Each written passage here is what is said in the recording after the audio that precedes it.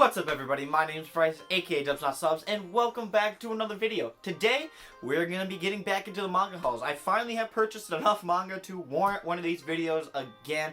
I don't know when another one of these will be, but basically, after I accumulate a lot of manga, then I will be doing another manga haul. And I really have been cutting back on my purchases a lot recently, just because of, the times.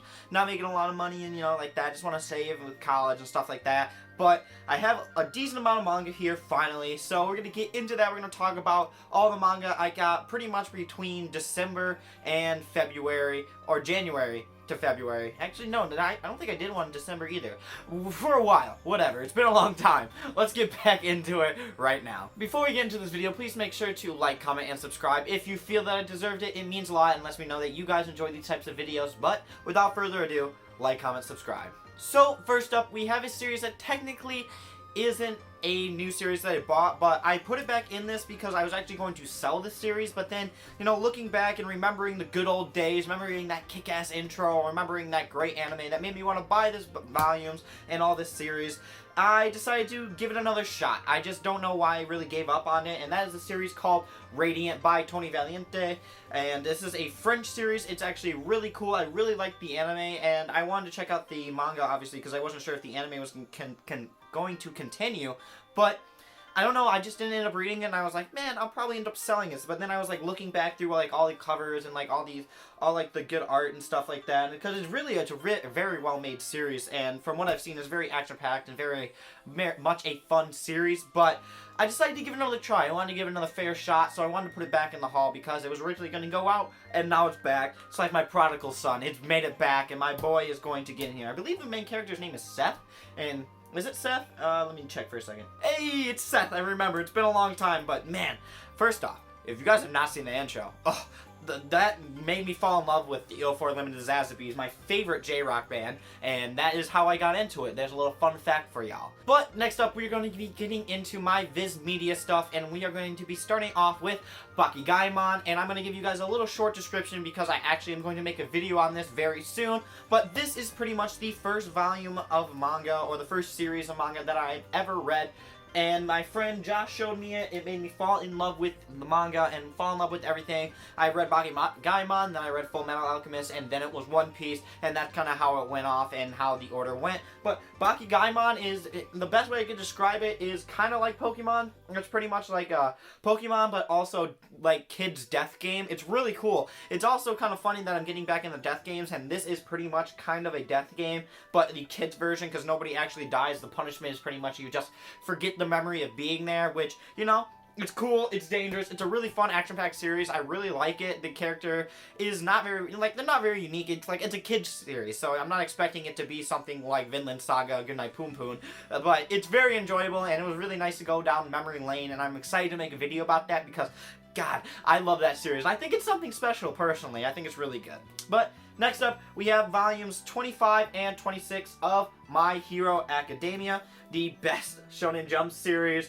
and one of the best-selling series of all time. It is so good, it's so fantastic. It's keeping up with how good this series is. I am loving it. I love seeing how Midoriya is doing, love seeing him capture these new powers that he's going on to acquire. It's really cool, really enjoying it. I really love this series. It's so special, it's so good. I am so happy that I'm continuing reading it, and I'm reading it concurrently with the volumes of manga, not obviously with the chapters because I'm buying them. I don't really do both. I don't really get a point of that, but I might do that with Mashley, and there's another series that just got announced. Oh, Kaiju number 8.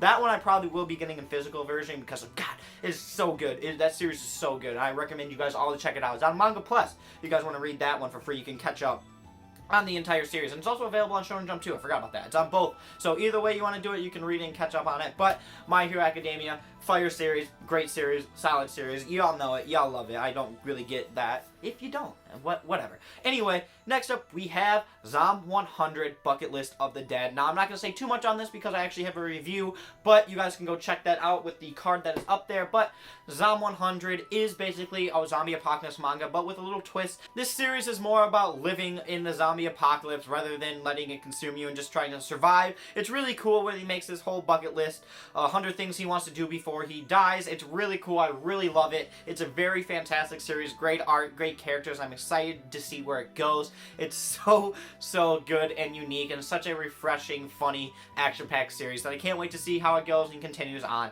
It's really good, and it's one of the best series in 2021 that's come out so far. I know we're very early on, but it's a contender for Anime of the Year. We'll see how it does in the 2021 MangaTube Awards. But anyway, next up we're going to get onto, this is kind of a, what is this? The Yen Press series, but this is another one. I just wanted to include here because I wasn't going to end up making an actual review on it, or like a full review, so I wanted to include Sadako at the End of the World because I was really excited for it last year, and I got it, and I finally finished reading it, and man, this series is actually very good, but the ending is very, very sad. I won't say too much of that because I don't want to spoil it for you guys, but man, it really hurt to see the ending of that series how it did. I really did not expect it to turn that way, but I guess it is Sadako. You can't really expect too much from somebody who is coming back to life just to curse people, but man, so I just realized that my mic wasn't recording on my Yeti, so I'm going to continue it off my phone. My phone has decent audio, so I hope you guys can bear with me on the audio situation. I did not notice that my mic was muted the entire time. The woes of my life and the idiocracy of myself. But basically, it is a cool series. It's got good art, and it's just a one volume like this. It's very short. The ending's very sad, and it destroyed me. A little bit of me is dead on the inside now, so that's nice. But last up for our Viz stuff, we have a Viz signature Maisen Ikoku Volume 2. I don't remember if I put this in my last one. I know I put number 1, but I don't remember if it in a manga haul by the time I got number 2. So, just want to show you guys, I'm still reading that series. I still very much enjoy it. It's a very good series. I really like it. It's such a nice rom-com. It's very funny, very cool. I cannot wait to keep reading it. I'm waiting for Volume 3. Don't know when I'm going to order it. I'll probably wait till it gets on sale. It's probably what I'm thinking right now, but it's a very good series and I very much enjoy it. It's really cool, really good. If you guys want a good rom-com series with like love triangle and people fighting for the love of this manager, it's very good. Rumiko Takahashi does a great job on this series. It's a classic. It's really, really good. And the way that the paperback is actually made, it's made very nicely. It's so well done and it really feels like a very high quality book, and it's nice to have on the shelf. It looks very clean. It's very much the aesthetic of the series. Fits very well with the manga itself, or how it's created. But next up, let's get into our Kodansha stuff. So next up we have Orient, and now this series is by the creator of Manga. I also have a review of it, and it's a good series, but at the same time it's very much just like Manga got repeated again. It's a good series. I don't know if you've never read Manga, I would probably recommend reading this, or not this, but Manga instead. But it's a good series. I'm going to continue reading it. I enjoy the fights, I enjoy the battles. They're really fun. Seven Deadly Sins, over-the-top battle series where the fights are everything and going on the adventures is the fun of it. I cannot wait to read more of it. It's got its own, you know, little lovable characters and lovable set of cast. It's very enjoyable. It's a very fun series. It's nothing new for the creator, but it's a fun new rendition of Magi. If you want to even call it a sequel, or just kind of like a reinventation or a or a renovation of the Magi. It's very good. It's very enjoyable. I recommend it if you like your over-the-top battle stuff with lighthearted characters. It's very fun. And it's a very cool series. The art's really good. And the first battle is pretty epic. It starts off very over-the-top, kind of like Seven Deadly Sins. It's really cool. But next up, we have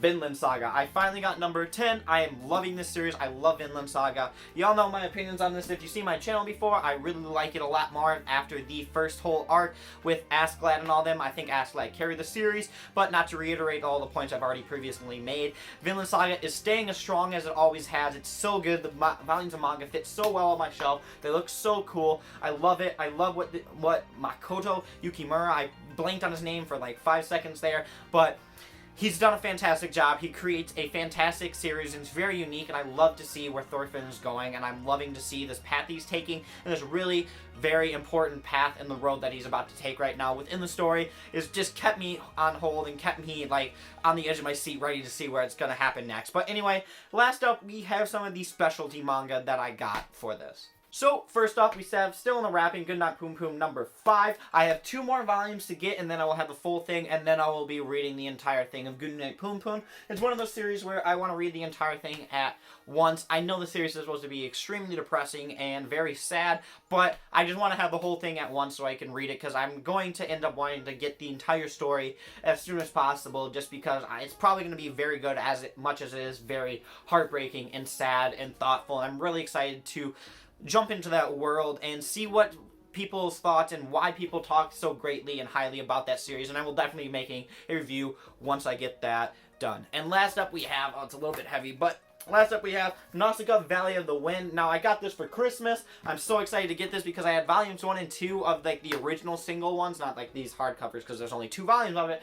But I wanted to get the rest of it, but they were kind of flimsy. I'm not gonna lie, the original ones were kind of flimsy, but these are just so well done. They're so nice and they're so like sturdy and feel way better. I'm really happy I got the box set, and I prefer the box set to the singles, to be honest. It's very well done. It's very good, and I love Hayao Miyazaki. I'm excited to see what he does for manga for the first time, because it's I think this is one of the only mangas that he's created. I don't know how many mangas he's created, but I'm really excited to jump into Nausicaa. It's really a really cool world, and it's really interested me from like the initial part when I first heard about it. This was one of the main things I wanted to see from Hayao Miyazaki, but now that I found the manga of it, I'm probably going to end up reading it because of how old it is. I know.